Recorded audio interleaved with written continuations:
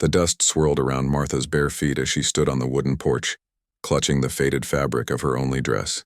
At 17, she had learned that love could be conditional, that fathers could become strangers, and that desperation could transform a man into something unrecognizable. The morning sun cast long shadows across the barren landscape of Colorado Territory, but nothing could illuminate the darkness that had settled in her heart 3 days ago, when her father, Samuel Hartwell, had shaken hands with a stranger and sealed her fate with a handshake.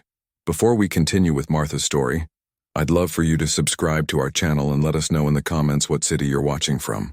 Your support means the world to us, and we love connecting with viewers from all corners of the globe.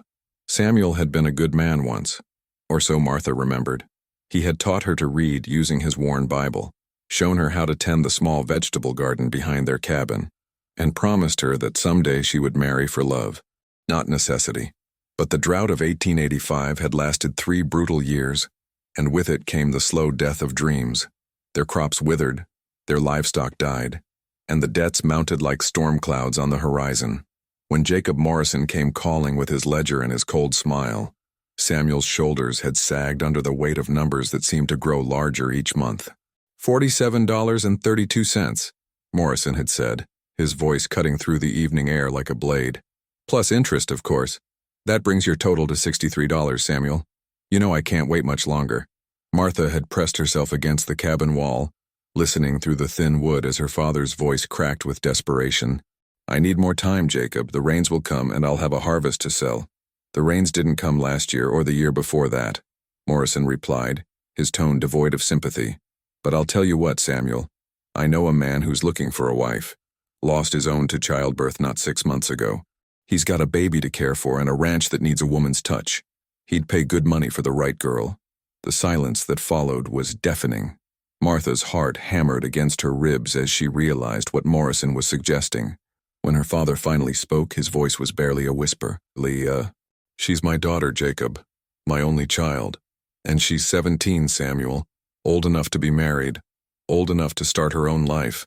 Think of it as giving her a future instead of watching her starve with you. That night, Martha had lain awake on her straw mattress, staring at the ceiling and listening to her father pace the floor. She could hear him muttering prayers and curses in equal measure, wrestling with the decision that would haunt them both forever. When morning came, Samuel's eyes were red-rimmed and hollow, and Martha knew without being told that her childhood was over. The transaction had been swift and businesslike. Morrison returned with a man named Thomas Brennan, a tall, weathered rancher with calloused hands and eyes the color of storm clouds.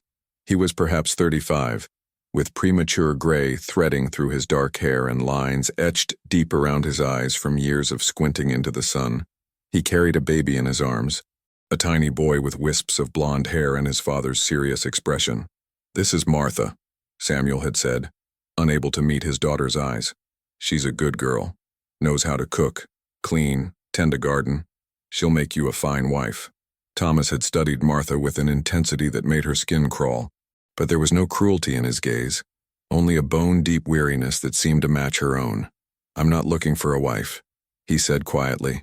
"I'm looking for someone to help me raise my son, someone who needs a home as much as I need help." The distinction had been lost on Samuel, who was already counting the money Morrison placed in his palm. $63 in silver coins, the exact amount of his debt. Martha watched her father's hands shake as he pocketed the money, and she understood that she had just been sold like livestock at market. "Get your things," Thomas had said, his voice gentle but firm. "We leave within the hour." Martha's possessions fit easily into a single carpet bag. 2 dresses, a pair of worn boots, her mother's silver locket, and the small Bible her father had used to teach her to read. As she packed, she could hear Samuel in the next room, explaining to Thomas the route to his ranch, the condition of the roads, anything to avoid acknowledging what he had just done. When it came time to leave, Samuel finally looked at his daughter, and Martha saw her own pain reflected in his eyes. "I'm sorry," he whispered, reaching out to touch her face. "I'm so sorry, Martha. I didn't know what else to do." Martha pulled away from his touch, her voice steady despite the tears threatening to fall. "You had a choice, Papa. You chose the money." Those were the last words she spoke to her father. As Thomas helped her into his wagon, she didn't look back at the cabin where she had spent her entire life. The baby in Thomas's arms began to fuss, and without thinking, Martha reached out to stroke his tiny cheek. The child quieted at her touch, his blue eyes focusing on her face with an intensity that seemed impossible for someone so young. "His name is Daniel," Thomas said as he climbed onto the wagon seat beside her. "He's 4 months old." Martha nodded, cradling the baby against her chest as Thomas urged the horses forward. The wagon wheels creaked and groaned as they rolled away from everything she had ever known, carrying her toward an uncertain future with a man who was little more than a stranger. The first weeks at the Brennan Ranch passed in a blur of routine and careful politeness. Thomas had been true to his word about not expecting her to be his wife in anything but name. He slept in the barn, leaving Martha the small bedroom off the kitchen that had once belonged to his late wife, Sarah. The arrangement was awkward but respectful, and Martha found herself grateful for his restraint, even as she struggled to understand her place in this strange new household. Daniel became her anchor in those early days. The baby was colicky and demanding, crying through the nights and refusing to take milk from the bottles Thomas had fashioned from glass jars. But something about Martha's touch seemed to soothe him, and gradually she found herself becoming his primary caregiver, while Thomas worked the ranch from dawn to dusk. "You have a gift with him," Thomas observed one evening as he watched Martha rock Daniel to sleep on the front porch. The baby's tiny fist was wrapped around her finger, and his breathing had finally settled into the peaceful rhythm of deep sleep. "He just needs someone to pay attention to him," Martha replied, her voice soft to avoid waking the child. "Babies know when they're loved." Thomas was quiet for a long moment, his gaze fixed on the distant mountains where the last light of day painted the peaks in shades of gold and purple. Sarah used to say the same thing. She said love was the only thing that really mattered in raising a child. It was the first time he had spoken of his wife without the conversation being prompted by necessity, and Martha felt something shift between them. Not romance exactly, but a tentative friendship built on shared responsibility and mutual respect. As autumn settled over the valley, Martha began to understand the rhythm of ranch life. She learned to milk the cows, gather eggs from the henhouse, and tend the vegetable garden that Sarah had planted before her death. Thomas taught her to preserve vegetables for the winter, to churn butter, and to mend the endless tears and holes that seemed to appear in work clothes with supernatural frequency. In the evenings, after Daniel was asleep and the day's work was done, Thomas would sit on the porch whittling small toys for the baby while Martha mended clothes or read aloud from the few books in the house. They spoke little during these quiet hours, but the silence was comfortable rather than strained, filled with the peaceful sounds of crickets and the distant lowing of cattle. One night in late October, a fierce storm rolled through the valley, bringing with it the first snow of the season. The wind howled around the house, rattling the windows and sending drafts through every crack and crevice. Daniel woke crying, frightened by the noise, and nothing Martha did seemed to calm him. "Here, let me try," Thomas said, appearing in the doorway of her room. He was fully dressed despite the late hour, and Martha realized he had been sitting up, probably worried about the livestock in the storm. She handed him the baby, and to her surprise, Thomas began to sing. His voice was rough and untrained, but there was something infinitely soothing about the old Irish lullaby he crooned. Daniel's cries gradually subsided, and soon he was sleeping peacefully in his father's arms. "My mother used to sing that to me," Thomas explained quietly. "I never thought I'd remember the words." "It's beautiful," Martha said, and meant it. In that moment, watching this strong, weathered man tenderly singing to his son, she felt something she hadn't experienced since her mother's death, the warm security of belonging to a family. The storm raged for 3 days, trapping them all inside the house. During those long hours, the careful politeness that had characterized their relationship began to give way to something deeper. Thomas told her about his childhood in Ireland, about the famine that had driven his family to America when he was barely older than Daniel. Martha shared memories of her mother, who had died when she was 12, and the gradual deterioration of her relationship with her father as grief and hardship wore away his capacity for tenderness. "I used to think he loved me," she admitted on the second night of the storm as they sat by the fire, Daniel sleeping peacefully in a basket between them. But when Morrison made his offer, Papa didn't even hesitate. "Not really. Desperation makes people do terrible things," Thomas said quietly. "It doesn't mean he didn't love you. It just means he loved his own survival more." The honesty of his words stung, but there was comfort in having her pain acknowledged rather than dismissed. For the first time since leaving her father's house, Martha allowed herself to cry, and Thomas sat quietly beside her, offering his presence rather than empty platitudes. When the storm finally passed, they emerged to find the world transformed by snow. The ranch looked like something from a fairy tale, all clean lines and pristine white surfaces. But the beauty came with a price. 2 of the cattle had died in the cold, and the chicken coop had partially collapsed under the weight of the snow. "We'll rebuild," Thomas said as they surveyed the damage. "Spring will come and we'll be ready for it." The confidence in his voice surprised Martha. She had grown accustomed to her father's pessimism, his constant worry about what might go wrong next. Thomas faced setbacks with the same steady determination he brought to everything else, and Martha found herself drawing strength from his example. Winter deepened, and with it came a routine that felt increasingly natural. Martha cooked and cleaned and cared for Daniel, while Thomas tended the animals and made repairs to equipment. In the evenings they would sit by the fire, sometimes talking, sometimes simply enjoying each other's company. Thomas began teaching her to play chess using a set carved from wood, and Martha discovered she had a talent for strategy that surprised them both. "You're thinking 3 moves ahead," he observed one night after she had checkmated him for the 2nd time in a row. "Most people can barely manage one." "My mother taught me to think before I acted," Martha replied, setting up the pieces for another game. She said impulsive decisions usually led to regret. "Smart woman," Thomas said, and Martha felt a warm glow of pride at the compliment to her mother's memory. As Daniel grew and began to show more personality, Martha found herself falling deeply in love with the child. He was a happy baby, quick to smile and laugh, and he seemed to regard her as his mother in all but blood. When he took his first steps on a sunny day in February, it was toward Martha's outstretched arms, and the joy on Thomas's face was unmistakable. "Sarah would have loved to see that," he said, his voice thick with emotion. "She did see it," Martha replied without thinking. "Mothers never really leave their children. They just love them from a different place." Thomas looked at her with an expression she couldn't quite read, and Martha felt heat rise in her cheeks. She had spoken without thinking, offering comfort that might not be welcome. But instead of pulling away, Thomas reached out and took her hand. "Thank you," he said simply, "for everything you've done for him, for us." The touch of his hand sent an unexpected warmth through Martha's body, and she realized with a start that her feelings for Thomas had evolved far beyond gratitude or friendship. Somewhere in the long winter evenings and shared responsibilities, she had begun to love him. Not the desperate, clinging love of a woman with no other options, but the deep, steady affection of someone who had seen him at his most vulnerable and found him worthy of respect and care. But she said nothing about these new feelings, uncertain whether they were welcome or even appropriate.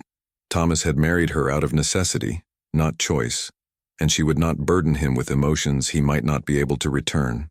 Spring arrived with a rush of melting snow and budding trees, and with it came new challenges. A neighboring rancher, Ezra Caldwell, began making overtures about buying Thomas's land, claiming that a man alone couldn't properly manage such a spread. His visits became more frequent and his offers more insistent, until Thomas finally told him bluntly that the ranch was not for sale. "You're making a mistake." "Brennan," Caldwell said, his voice carrying an undertone of threat, "this valley's changing. Small operations like yours won't survive much longer." "I'll take my chances," Thomas replied, his hand resting casually on the rifle he kept by the door.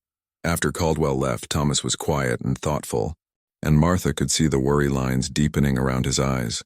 That night, as they sat on the porch watching Daniel play with the wooden blocks Thomas had carved for him, she finally asked what was troubling him. "Caldwell's not wrong about the changes coming," Thomas admitted. "The big cattle operations are moving in, buying up smaller ranches and consolidating them. A man with a family might be able to hold on, but a widower with a baby—" He trailed off, but Martha understood what he wasn't saying. "You're not alone," she said quietly.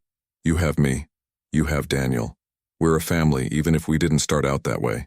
Thomas turned to look at her, and in his eyes she saw a mixture of hope and uncertainty that made her heart ache. "Are we, Martha? A family?" The question hung between them like a bridge waiting to be crossed. Martha thought of all the reasons she should be cautious, all the ways this conversation could go wrong.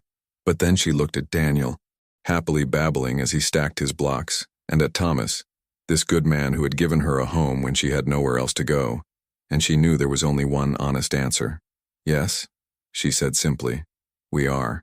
The relief that washed over Thomas's face was unmistakable, and when he reached for her hand this time, there was nothing tentative about the gesture. I know this isn't how either of us planned our lives, he said, but I can't imagine it any other way now. Neither can I, Martha replied, and meant it with every fiber of her being. That night, for the first time since their wedding, Thomas didn't sleep in the barn. Instead, he held Martha close as she told him about her dreams for their future, the children they might have, the improvements they could make to the ranch, the life they could build together.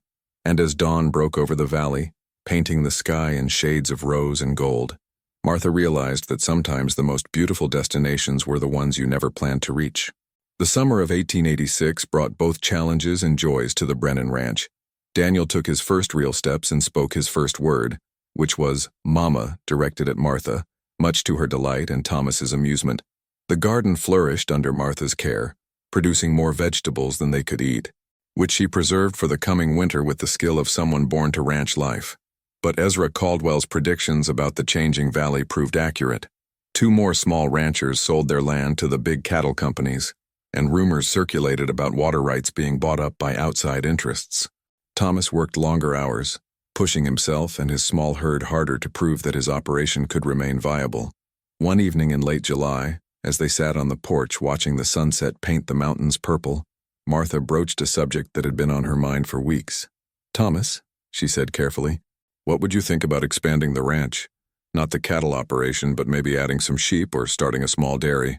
Thomas considered this, his weathered hands absently carving another toy for Daniel. "It would mean more work," he said finally. "More risk, but also more security," Martha pointed out.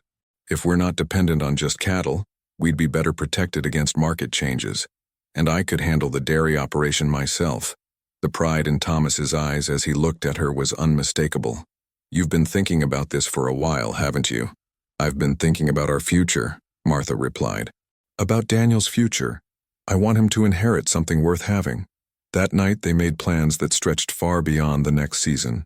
They would start small, with a few dairy cows and a modest flock of sheep. Martha would learn to make cheese and butter for sale in town, while Thomas would focus on improving the quality of their cattle herd. It was ambitious, perhaps even risky, but it felt right in a way that mere survival never had. As autumn approached, their plans began to take shape. Thomas traded some of his older cattle for 3 dairy cows and a small flock of sheep, while Martha set up a cheese-making operation in the cool cellar beneath the house. The work was hard, but there was satisfaction in building something together, in creating a legacy for Daniel that went beyond mere subsistence. The first time Martha sold her cheese in town, she returned home with more money than they had seen in months, and a list of customers eager for more. Thomas swept her up in his arms and spun her around the kitchen, both of them laughing like children. "We did it," he said, setting her down but keeping his arms around her. "We actually did it." "We're just getting started," Martha replied, and kissed him with all the love and hope she carried in her heart. That winter was the happiest of Martha's life. The ranch was thriving.